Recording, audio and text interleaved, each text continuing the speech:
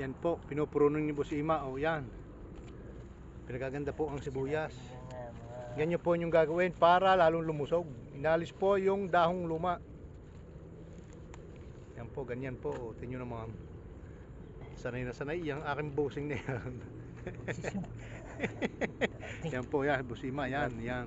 Magtitinda na sibuyas eh. Magtitinda ho yan ng sibuyas dati sa Alaminos. Yan. Hindi nga lang tumubo. Yan po yan, ganyan po yung gagawin. Ganyan po Ganyan yung gagawin pag kayo may tanim na sibuyas. Yan.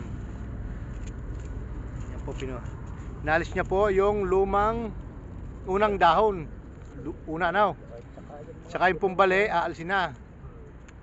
Saka yan ay sa tagkaraw. Ang ganda niyan.